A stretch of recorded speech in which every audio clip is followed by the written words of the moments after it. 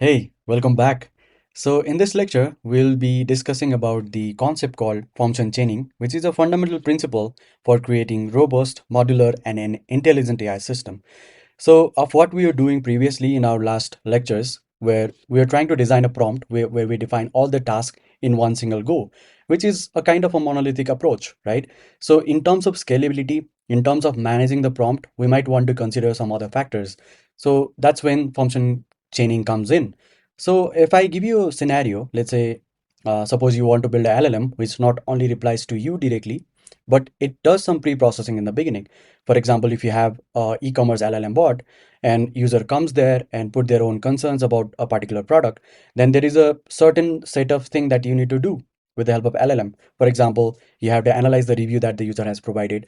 You have to understand exactly which product that the user is talking about, and so on. So for that case, we use something called function chaining. So for the same example, which I mentioned in the previous slide, it's a four-step process. User gives some set of input. The LLM does some pre-processing, like prepare information for further analysis, and then basically the LLM does the analysis at the end of what the user is actually talking about, and then finally generate a response. So instead of having all the process in one single monolithic prompt, we can break down into different characters, right? We can define certain tasks to a particular LLM. So in this lecture, we'll be discussing further more about the function chaining in more deeper aspect. So just to give you an idea on what we are trying to do here is we are trying to design a simple prompt to a powerful chain with a modularity approach. And the pathway to understand the function chaining is basically you have to understand direct prompting first, and then you have to understand template, which we have already covered, and then finally you will be able to understand the function chaining. Okay, so let's look into direct prompting that we usually observe in LLM. So it's pretty simple model where a user is giving some set of prompt or a rule as a query to a LLM, which is a large language model. It can be any model, OpenAI, Perplexity, and any other preferred LLM that you use. And then you basically get a response from it, right? So it's a direct prompting. So if I have to give you an example on how a direct prompting works, so we have used a library called Langchain OpenAI. From there, we are calling Chat OpenAI, and we are also loading the environments that we have. So this I think you guys need to start working on because environment or credentials are not to be exposed to anyone who's looking at your repository. So you might want to use environment files and load it likewise. Then we create an object of Chat OpenAI, and then we just invoke. So invoke is basically providing a query to the LLM, and we print the response. So if we have to look into the response looks like this. Pretty simple, you know. So 2 plus 2 equals 4, right? But how about a situation where you have to dynamically generate the advertisement for a company in certain country, right? Think of it. So that's when the templates comes in, right? So you define a prompt with different sets of variables to it. Let's say in variable one, advertise a variable two, which is, let's say variable one is a country, and then variable two is a, let's say, product, smart home hub. So you might want a prompt like this, right? So in France, advertise a smart home hub. So how do you define a template? So to define a template, we have something called dynamic input insertion, which is, you might want to use prompt template, which is again from LangChain. And then you have Chat OpenAI, you have environment, and then you basically create a template. So for that, you have to call this prompt template, and then you have to define input variables to it, like country, and then you have to define a template, like what is the capital of country. So if you are into programming, you already know this is a Jinja style variable, which is accepting some kind of variable. So in LangChain, we define it likewise, like you have to call this prompt template, you have input variables, and then you have templates that you can make use of. And then you define a model, which is Chat OpenAI with a temperature 0. And then you basically can now loop through it.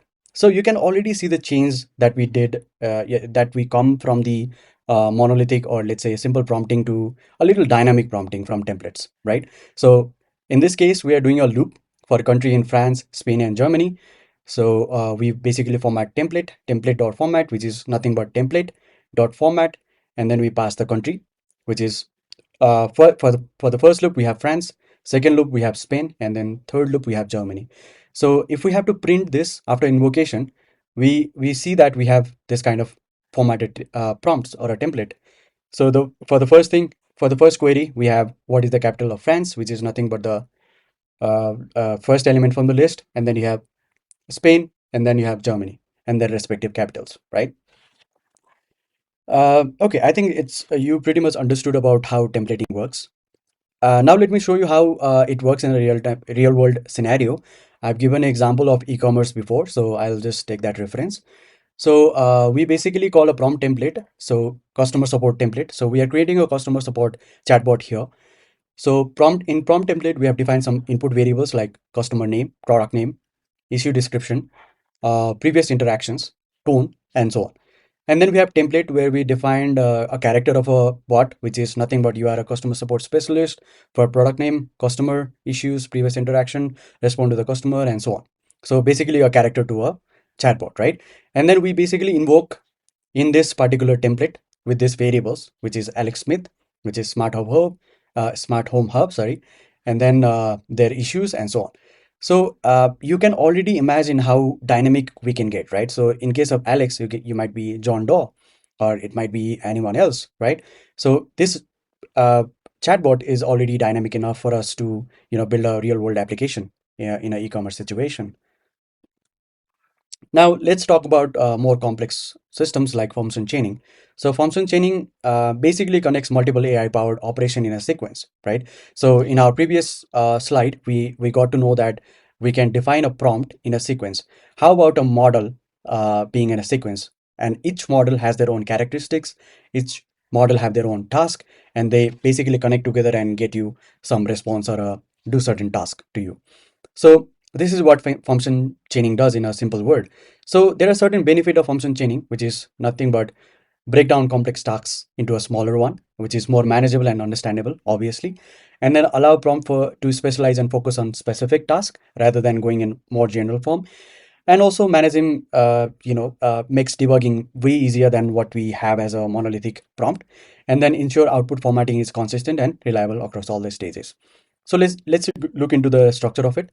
So the type of chains that we have is called sequential chain, which is output to input composition. In this composition, you have user prompt, and you have certain set of queries from the user prompt, and you have first set of LLM, which has some task, right? It basically has some task and generates some response, which is, let's say for example, in this case, you have response one, and this response one becomes input for this next LLM that we have with the different task. And then again you have response two that is being generated from this LLM, and then basically you have the other LLM, and finally you get a response out of it, right? So yeah, this is how it looks when it comes to using function chaining. Let's look into example. So if I have to give you an example in this scenario, you have prompt template, you have chat OpenAI, load ENVs, you have a template, you have input variables, and then you have template, which is nothing but generate three questions about topic. And then you have defined a model. So to define a chain in LangChain, you just use this pipe operator, right? So you have some prompt, which is coming from here, and you have pipe operator, which is connecting it to something else, which is nothing but a LLM model, which is recently built here. And then we basically invoke here. So after invocation, let's say we got a topic artificial intelligence, and then there is a template already there, which is generate three questions about artificial intelligence, right? So in the output, you can see there are three questions that is being generated for AI. So this is how a particular function calling or function chaining in a simple word simply works. Let's move on, which is a little bit complex, but this is exactly how we work in a real world situation. Let's say if you're building a bot that can generate question as well as answer to it at the same time. So how would you do it? So we have prompt template, we have chat OpenAI, we have string output parser, which will be covered in further future tutorials, or it might have been covered already, but yeah. So you use output parser, you have environment. So you basically create a template, which is input variable with the topic, and then template, which is generate three question about topic. So the first prompt template or system that we built is around answering it. So sorry, second one, right? So for the second one, we have input variable as questions, and then you have templates that is basically taking that question and answering that. And then you have a language model. You can dynamically use any uh, LLM model that you are comfortable with. And then you have output parser. And let's look at a question chain, which is given by question underscore prompt, which is nothing but the prompt template that we have created with the connected with the LLM that we have initiated, which is Chat OpenAI, and then it's connected basically with the output parser, which basically says that it has to output in a string format. So you I think you'll have a further tutorial on this. And then you have answer chain, which is nothing but answer prompt connected to LLM, connected to output parser. So both of them work individually. One generates the question, another answers the question, right? So for that, we have created this function, which is create answer input, that takes output and then basically structure it. So if I have to merge all of this together, I create a QA chain, which is question answer chain, where I provide QA, which is chain, which is nothing but this, connected to create answer input, which is this function, and then pass it to a answer chain. So this is the flow that we have. And then this flow basically does take the topic first, create a questions for that, structure it, and send it to answer chain. And then if we invoke that into a certain topic, you'll get an output like this. So for each question, there is answer, right? So it's that powerful. So I hope you understood what is the intuition behind function chaining, and definitely you'll be working on this particular tool. If you have any questions, do comment down below, or you can comment in our publication directly or reach out to us on Discord. Thank you for your time. Bye.